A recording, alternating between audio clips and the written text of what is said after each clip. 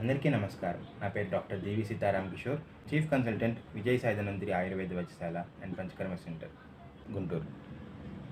ఆయుర్వేద యొక్క main aim ఏంటంటే ఒక పర్సన్ని హెల్తీగా ఉన్న వాళ్ళని యొక్క హెల్త్ మెయింటైన్ చేయటం, అలానే డిసీజ్ కండిషన్ ఉన్న పేషెంట్ని హెల్తీగా కన్వర్ట్ చేయటం. సో ఈ రెండు ఫాలో చేస్తేనే ఆయుర్వేదిక్ పరంగా ఒక పర్సన్ అనే వాళ్ళు హెల్తీగా అవుతారు. సో ఒక పర్సన్ హెల్తీగా ఉన్నారని ఎలా కన్ఫర్మ్ చేస్తారు అంటే దానికి కొన్ని ఫ్యాక్టర్స్ తీసుకుంటారు.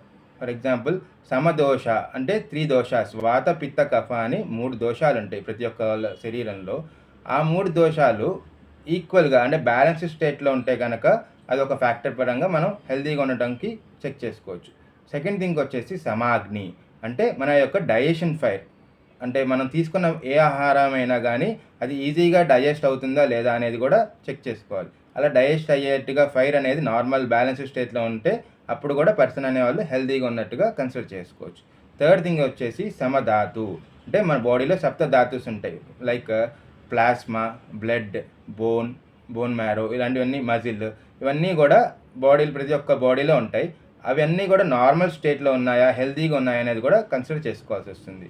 అలానే సమమలక్రియ అంటాం, అంటే మన బాడీ యొక్క ఎలిమినేషన్ థింగ్, అంటే యూరిన్, స్వెట్ కానీ, ఫీకస్, మోషన్ అవ్వటం కానీ, వీటన్నిటి కూడా నార్మల్ కండిషన్లో అవుతున్నాయా లేదా అనేది చెక్ చేసుకోవాలి. అండ్ నెక్స్ట్ థింగ్ వచ్చేసి ఇవన్నీ ఫ్యాక్టర్స్ కాకుండా ప్రసన్నాత్మేంద్రియ మనః, అంటే మన యొక్క సెన్సరీ సిస్టమ్ ఒకటి, అలానే మైండ్, సోల్, ఇవి కూడా నార్మల్ కండిషన్లో ఉన్నాయా, ప్లెజెంట్గా ఉన్నాయా లేదా అనేది కూడా చెక్ చేసుకుంటే, అవన్నీ నార్మల్ ఉంటేనే ఒక పర్సన్ అనే వాళ్ళు హెల్తీగా ఉన్నట్టుగా ఆయుర్వేదిక్ పరంగా దాన్ని గుర్తిస్తారు. సో ఇవన్నీ నార్మల్గా ఉండాలంటే మనం డే టు డే తీసుకునే డైట్ ఫ్యాక్టర్ అనేది ఒక ఇంపార్టెంట్ థింగ్.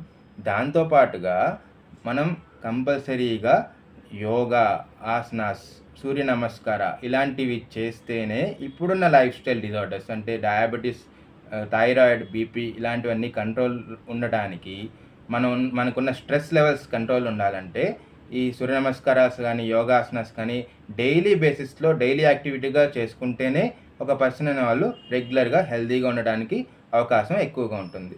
కాబట్టి ఈ ఇంటర్నేషనల్ యోగా డే నుంచి అందరూ ఇనిషియేట్ చేసుకొని ప్రతి ఒక్కళ్ళు వాళ్ళ డైలీ యాక్టివిటీలో ఈ యోగాసనాస్ అనేది ఒకటి ఇంక్లూడ్ చేసుకొని అందరూ హెల్తీగా ఉండాలని కోరుకుంటున్నాము. Thank you.